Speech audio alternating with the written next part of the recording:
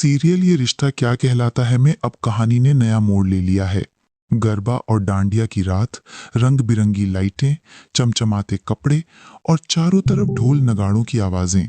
ऐसे माहौल में अचानक अरमान और अभिरा एक साथ डांडिया खेलते हुए दिखाई देते हैं। अरमान सफेद कुर्ते पजामे में बेहद हैंडसम लग रहा होता है, वहीं अभिरा ने लाल और सुनहरे रंग की चनिया चोली पहन रखी है। दोनों की जोड़ी जैसे ही एक साथ डांडिया खेलने के लिए आती है, सभी लोग तालियां बजाते हैं। सबको लगता है कि दोनों की जोड़ी में एक अलग ही चमक है।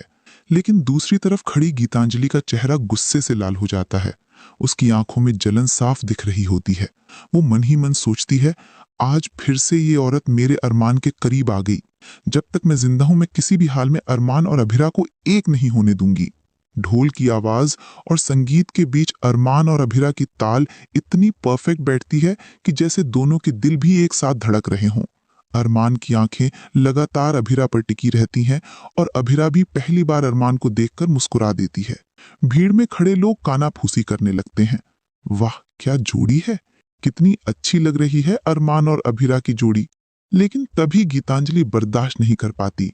वो सबके सामने आकर डांडिया रोक देती है और गुस्से में चीखती है, गीतांजलि, तुम्हारी इतनी हिम्मत कैसे हुई कि तुम मेरे पति के साथ डांडिया खेलो?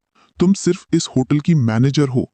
तुम्हें कोई हक नहीं है कि तुम मेरे अरमान के करीब आओ। ये सब मुझे बिल्कुल भी पसंद नहीं है। पूरा माहौल अचानक शांत हो जाता है। सबकी निगाहें गीतांजलि और अभिरा पर टिक जाती हैं। अरमान तुरंत बीच में आता है और गुस्से में गीतांजलि से कह देता है, गीतांजलि, तुमने आज बहुत गलत किया। ये जो तुमने अभिरा के साथ किया, ये मैं कभी बर्दाश्त नहीं करूंगा। मैं अभिरा की आंखों में एक आंसू भी नहीं देख सकता। अरमान की ये बात सुनकर गीतांजलि दंग रह जाती है। उसे समझ नहीं आता कि अरमान ने सबके सामने उसका अपमान क्यों कर दिया। लेकिन अभिरा हमेशा की तरह अपने भावनाओं को दबाकर कहती है, नहीं अरमान, गीतांजलि सही कह रही है। मेरा कोई हक नहीं बनता कि मैं आपके साथ डांडिया खेलूं। आप इस होटल में मेरे मेहमान हैं और मेरी वजह से आपको और गीतांजलि जी को तकलीफ हुई है। इसके लिए मैं माफी चाहती हूँ। ये कहकर अभिरा वहां से चली जाती है। उसकी आंखों से आंसू बह रहे होते हैं, लेकिन वो अपने चेहरे पर मजबूरी की मुस्कान बनाए रखती है। अरमान की आंखें भर आती हैं। उसके मन में एक ही ख्याल आता है, अभिरा ने तो हमेशा मेरा साथ दिया, मेरी परवाह की, लेकिन मैंने उसे सबसे ज्यादा दर्द दिया। अब वक्त आ गया है कि मैं सही फैसला करूं।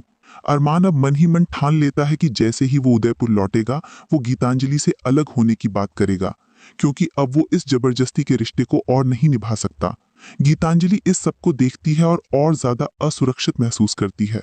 उसे लगता है कि जैसे ही अरमान उदयपुर लौटेगा, वो उसे खो देगी। इसलिए वो मन ही मन कसम खाती है कि मैं अरमान को किसी भी हाल में खोने नहीं दूंगी। अगर मुझे उसे पाने के लिए कोई घटिया कदम भी उठाना पड़ा तो मैं उठाऊंगी।